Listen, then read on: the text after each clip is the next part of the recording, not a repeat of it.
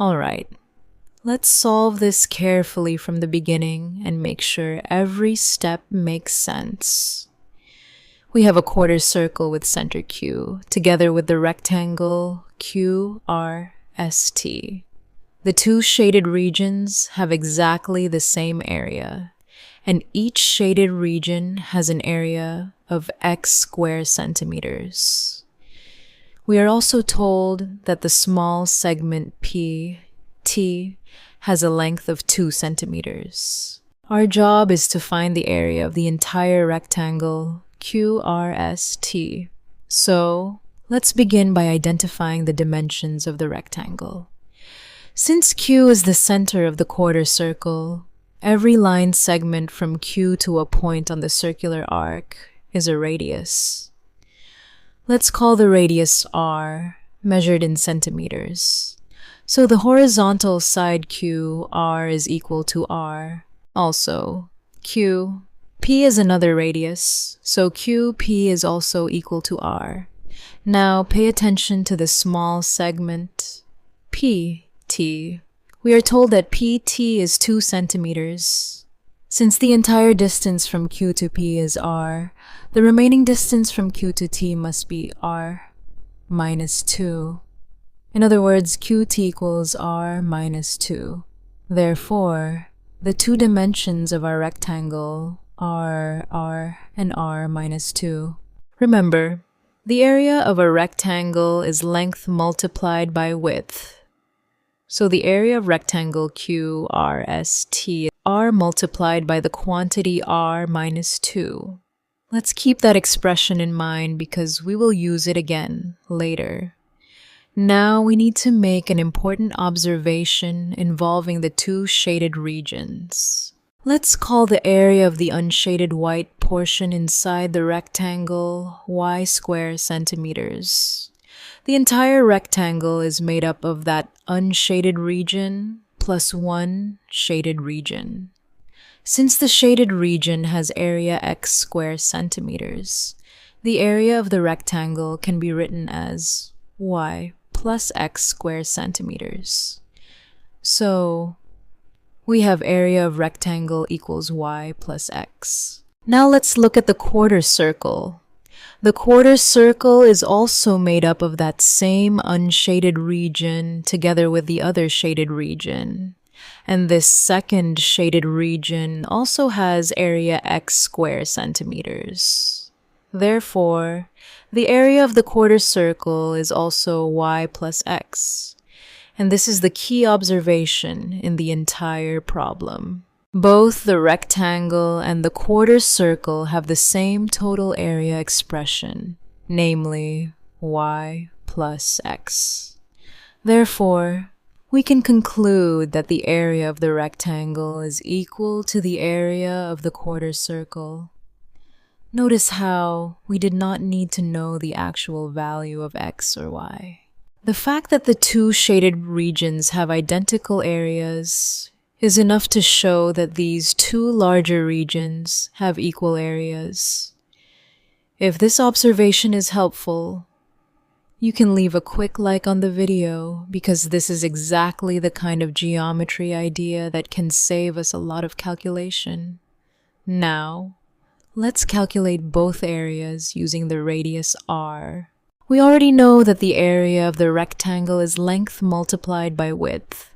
So the rectangle's area is r multiplied by the quantity r minus 2. Now we need the area of the quarter circle. The formula for the area of a complete circle is pi multiplied by r squared, where r is the radius. But we only have 1/4 of the circle, so we divide the full circle area by 4. Therefore, the area of the quarter circle is pi multiplied by r squared divided by 4. Since we established that the rectangle and the quarter circle have equal areas, we can now write the equation r multiplied by the quantity r minus 2 equals pi multiplied by r squared divided by 4. Let's solve this equation carefully. We have r multiplied by the quantity r minus 2 equals pi r squared divided by 4. The fraction on the right can be removed by multiplying both sides of the equation by 4. So we get 4 multiplied by r multiplied by the quantity r minus 2 equals pi multiplied by r squared. Now, because r represents a radius, it must be positive, so r is not 0. That means we are allowed to divide both sides by r. After dividing both sides by r, the left side becomes 4 multiplied by the quantity r minus 2, while the right side becomes pi multiplied by r. So now we have 4 multiplied by the quantity r minus 2 equals pi multiplied by r. Let's expand the left-hand side. 4 multiplied by r gives 4r, and 4 multiplied by negative 2 gives negative 8. Therefore, we have 4r minus 8 equals pi r. Now we want to collect the terms containing r on the same side. We can subtract pi r from both sides. This gives 4r minus pi r minus 8 equals 0. Equivalently, we can move the negative 8 to the other side and write 4r minus pi r equals 8. This is a little cleaner. Now notice that both terms on the left contain r, so we can factor r out. That gives r multiplied by the quantity 4 minus pi equals 8.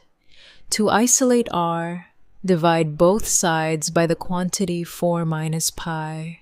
Therefore, the radius is r equals 8 divided by the quantity 4 minus pi. So we have successfully found the radius of the quarter circle.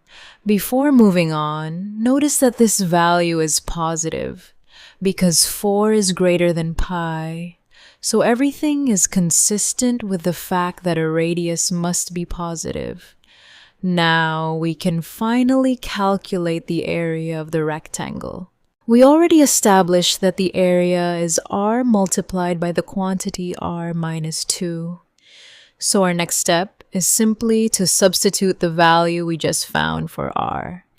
That gives area equals the quantity 8 divided by 4 minus pi multiplied by the quantity 8 divided by 4 minus pi minus 2.